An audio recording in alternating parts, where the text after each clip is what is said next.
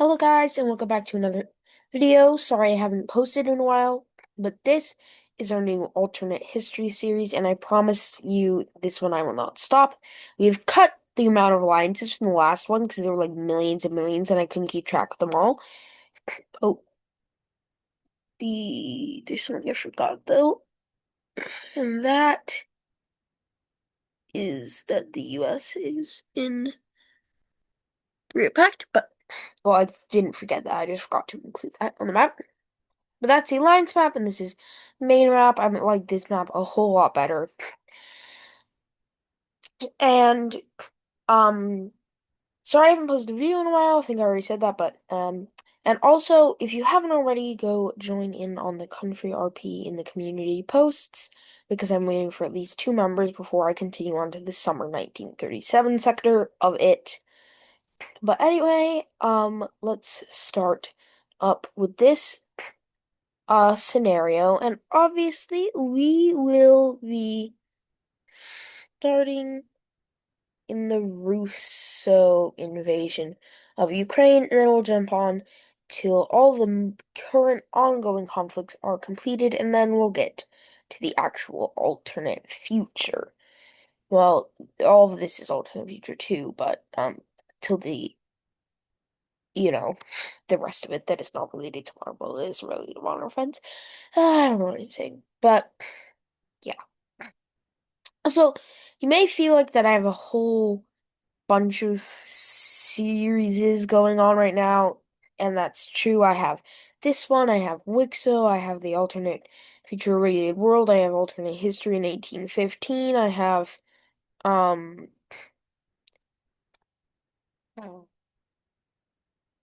I feel like there's one I'm missing. What if Europe tried to recolonize?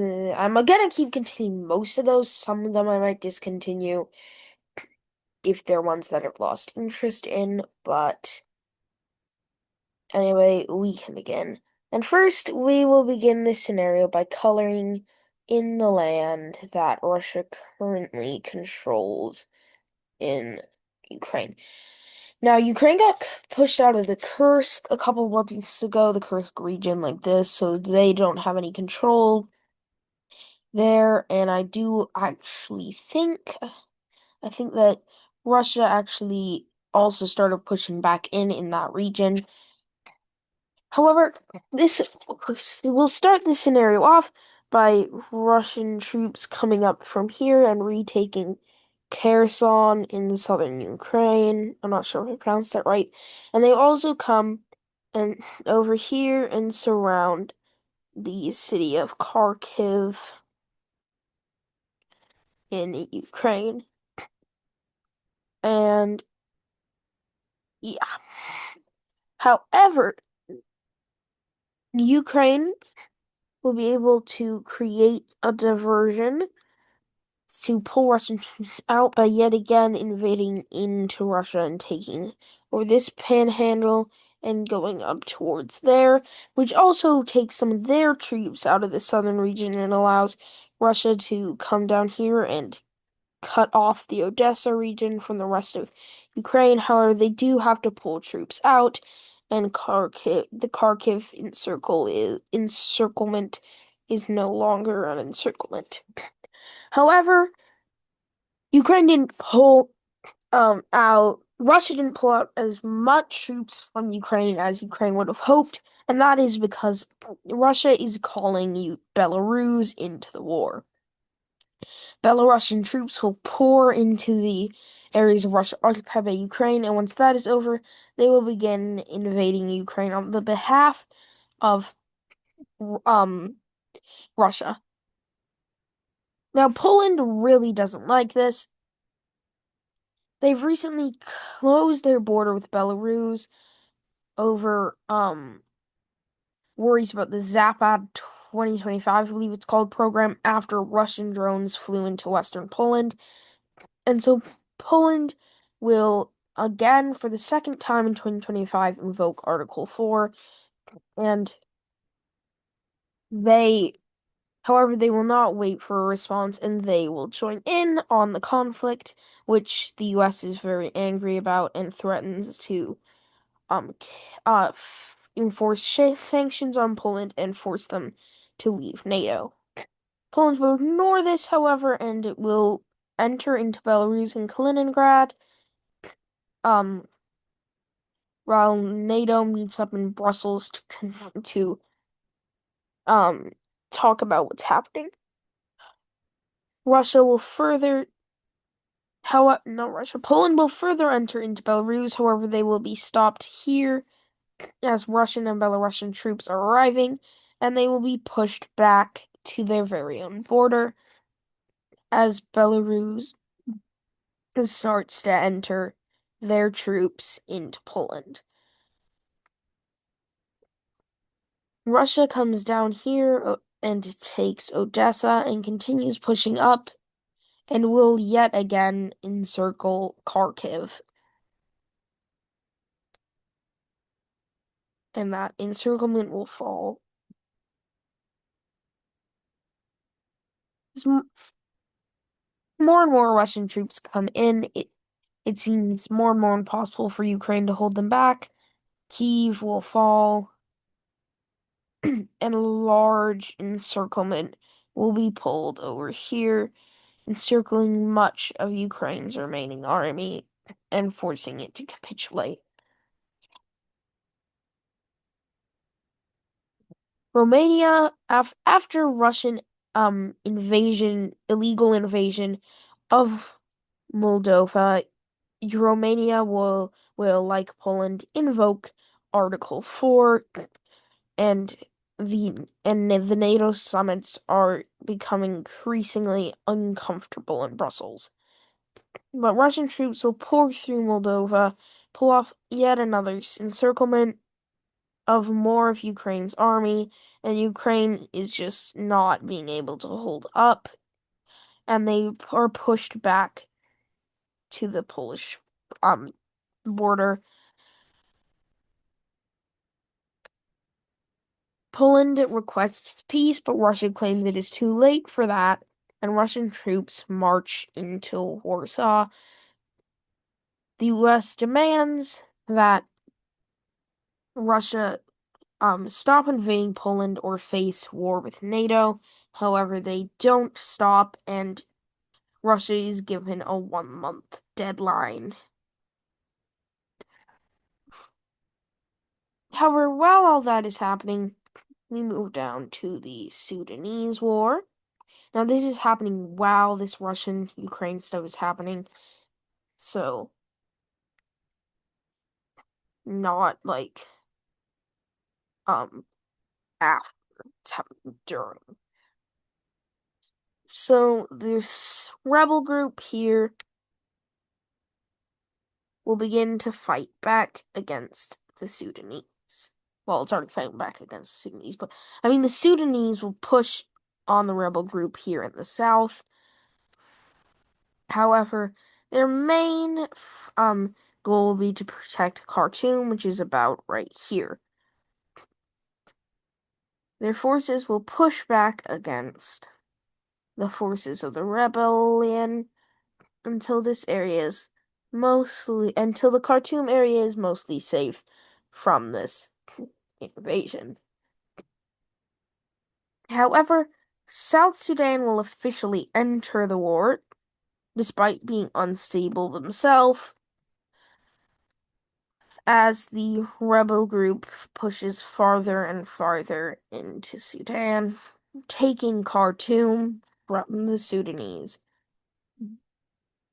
Sudan, however, is able to organize a response and pushes back. Saudi Arabia will demand that South Sudan leave or face the Arab League joining the war, which technically isn't a military alliance, but they're threatening it, and South Sudan will leave the war, leaving Darfur to, well, I'm not actually sure that's what it's called, but I'm gonna call that, to fight for on its own, which it had been doing before anyway. Sudan will begin pushing it back from border areas, and their military will make a quote-unquote accidental invasion of northern South Sudan, and they do not pull out. And their forces begin pushing along the border, going back and back towards the borders before South Sudan joined. They will, however, be able to push the rebels will be, however, be able to push up, going again for the capital of Khartoum, again, which is right here, and they will begin to push out towards it. They will attempt an encirclement, which they will be able to pull off. However, at this time, Sudan decides the war is unwinnable and requests a peace treaty. Now, in this treaty, the state of Darfur will be released with some slightly expanded borders. Very slightly shrunk borders. I don't actually know what the borders of Darfur are, but they will be released and Sudan will be able to live.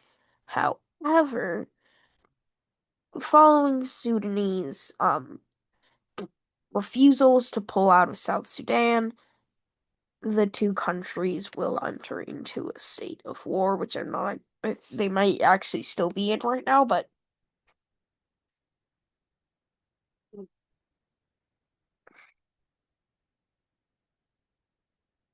up north it has been a month, with Russia still pushing around in Poland and with them still refusing to leave despite NATO requests. And so the Baltic states will request that Article 5 is revoked, joining the war before they get a response. NATO will meet up in Brussels yet again to decide on the Baltic states' Article 5 request for invocation, even though it should be invoked because of the ultimatum they sent to Russia. And they will ultimately decide to follow it, I mean, not follow it. And this anchors some countries who believed that that they should do it because they were supposed to, and these countries will end up coming to the aid of Poland. Now, the US demands that they leave the war immediately or be kicked out of NATO, and when they refuse, they are in fact kicked out of NATO, being the first countries to ever leave the alliance. And also leaving Eastern Europe very underprotected. Now, obviously, these Eastern European countries can't stand up to Russia on their own. However, they are able to make an initial push into Russian occupied territory, completely freeing Moldova and retaking Odessa and Lviv. The Baltics, however, will have less initial success, with Russian troops quickly pouring and taking into Estonia and taking the capital, as well as the same happening for Lithuania. They will begin pouring upwards, and Kaliningrad will be liberated from the Polish military. Finally, Lithuania capitulates, and it's left to just Latvia, who quickly loses their capital and is left with this peninsula, which falls quickly too. Russian troops will pour down into Poland and take Prague, capitulating the Czech Republic, as well as Bratislava, capitulating Slovakia, and they will quickly retake all lost lands in Ukraine and Moldova. Bulgaria will leave the war and will send a request for integration into NATO, which the US is happy that Bulgaria decided to leave the war, and after a vote in which every NATO member votes yes, Bulgaria will rejoin the alliance. However, this action of them not joining the war puts Eastern Europe heavily in Soviet influence. Now, their response to their explanation as to why they didn't join the war is because Poland and the Baltics joined of their own accord. It wasn't, they weren't invaded, they weren't attacked, and so it was their choice that they joined the war. And many NATO members are angry about this, as now their allies are getting carved up. However, after the US said they would kick any nation that what joined the war out of NATO, they decided that they would not. And also some countries are questioning if the US even has the ability to kick countries out of NATO, and some say they don't. Now, Germany doesn't really like the outcome of this, as now they have Russian forces right on their border, and that is not good for them. But they can't do anything about it without facing a war with Russia and getting kicked out of NATO. So they don't. Belarus will annex this area of Lithuania,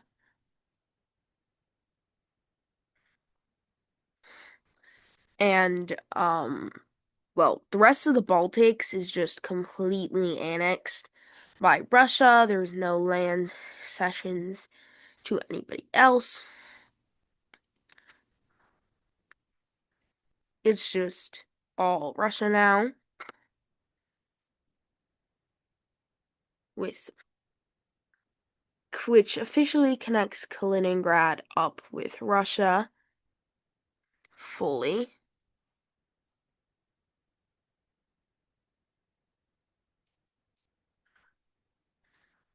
Through the Baltic region.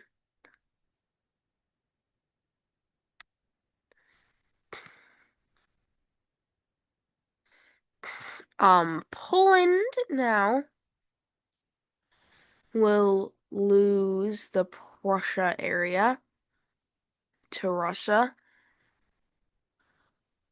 The northern coast area will also be annexed by Russia, and Belarus will also gain some land, and the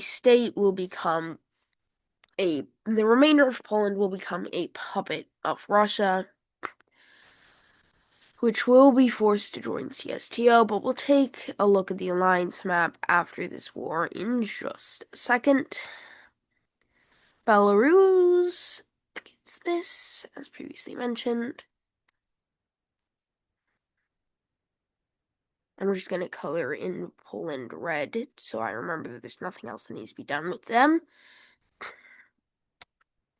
Now, for Ukraine, they will lose Crimea, obviously.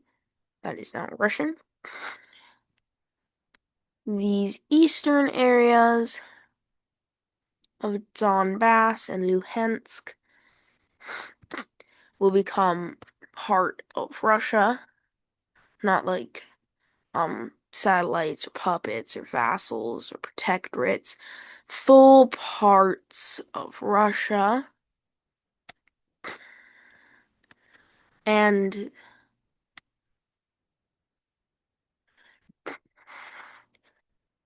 the next bit will be a splitting of Ukraine down the Dnieper River.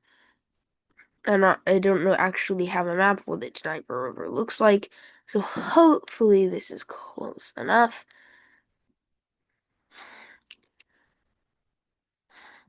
But anyway, these both become vassals of Russia.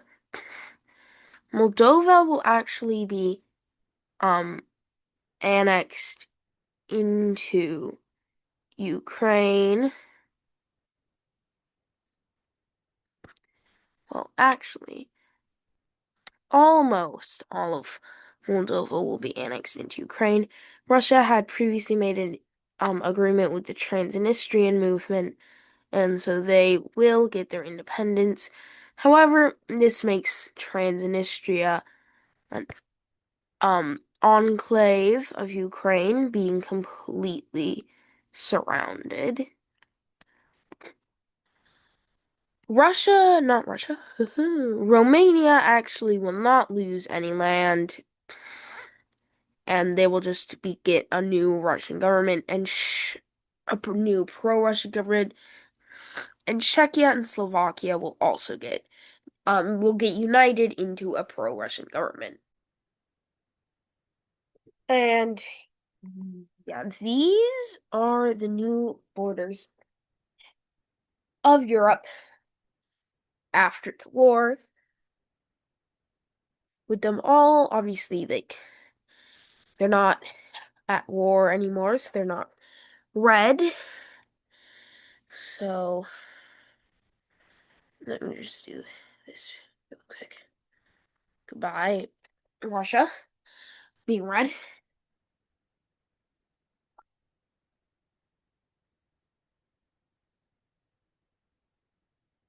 And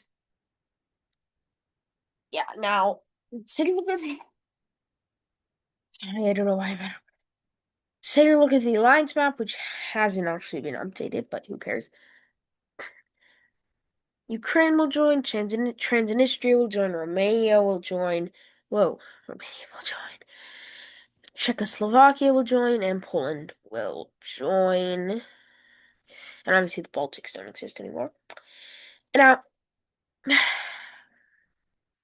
there's one other thing that needs to be addressed with the alliance map before we leave it. Actually, there are two things. So the first is Hungary. Now, I think Hungary is the most pro-Russian country in NATO, and even if they're not, they will leave NATO and join CSTO, swapping alliances.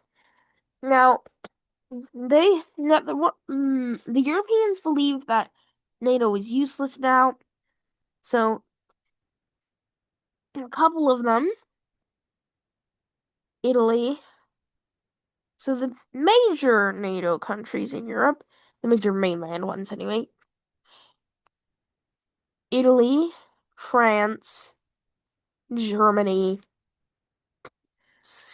and Spain will all leave the alliance, and Andorra will also leave. However, these countries will come together to form a new alliance known as the European Pact, and they will invite all whoa, all people who want to actually oppose Russia into the alliance.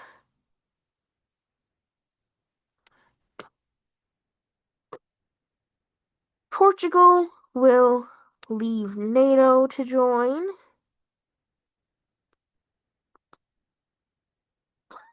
hoping it will actually protect them. Unlike, obviously, NATO is proving useless in the war. Bulgaria, despite getting recent renewed membership to NATO, will leave. The all the Slavic countries will leave, as most of the ones in proximity to Russia will leave because they just they don't think that NATO is working. Now, it's called the European Defense Pact, right? But so Norway and Sweden and Finland will all be admitted as well. But anyway, like I was saying, It's called the European Defense Pact. Also, Ireland shouldn't be in NATO. But anyway, Ireland will join this country, this alliance. But it's called the European Defense Pact. But Canada is like, but I want to join. Now, will Canada be allowed to join? Actually, yes. Canada will become the first non-European member to the European Defense Pact. As the European Defense Pact Charter, what makes the alliance, doesn't specify anything about certain regions not being allowed to join. All countries, as long as they're not in a state of turmoil, are allowed to join. So Iceland and Denmark will join. The Benelux will join. And eventually Greece and Turkey will join until the alliance has replaced NATO.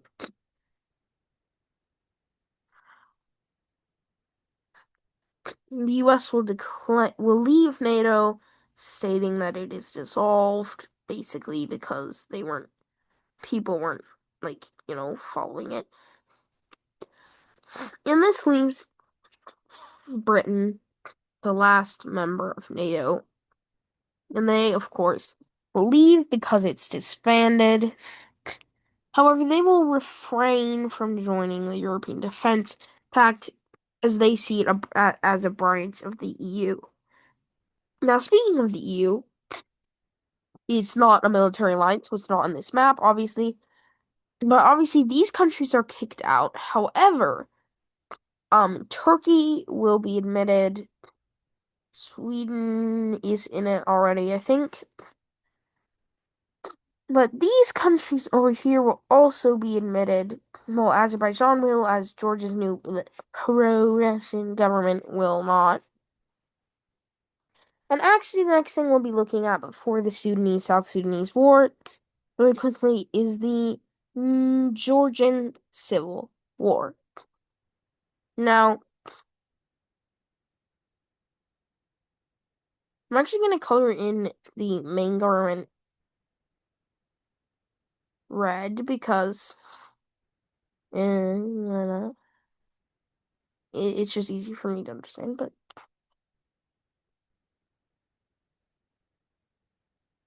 actually, I'm going to color in, yeah. So, people in Georgia's capital and around Georgia, especially people who border Abkhazia and South Ossetia, or Setia, or however you say that, will revolt, and also people on the Azerbaijani and Turkish borders will revolt against the government, claiming that it is too pro-Russian and that they want to join the EU, they want to join the EDP, and so they will begin to overthrow the government. The government will be quickly pushed back to the Russian border. Russia demands that these revolts stop and that Georgia's original elected free government should be allowed to stay in power. And then the rebels are like, what do you know about elections and freedom? And so Russia, as they're pushed out of South Ossetia and pushed back to Abkhazia. However, Russian troops will enter in and push these back until the borders look like this. And then they have come up with a deal. Hey, how about we take all the land that we have, and you can set up whatever government you like with the land that you currently own. Georgia agrees to this, and the new Abkhazia South Ossetia government will be formed. However, this nation will quickly split into two, Abkhazia and South Ossetia, while Georgia will leave a state of war and will join the EDP. The EDP has gained the Caucasus. But anyway, down here, Sudan is being supported by these people. And so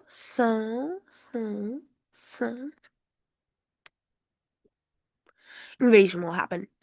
South Sudan will cross over the border and quickly capitulate. Now, there's still some troops stationed in this area of Sudan, not in Chad or there, but you get it. So Sudan is quickly able to overrun South Sudan, claiming, completely claiming the land for their own, declaring it theirs.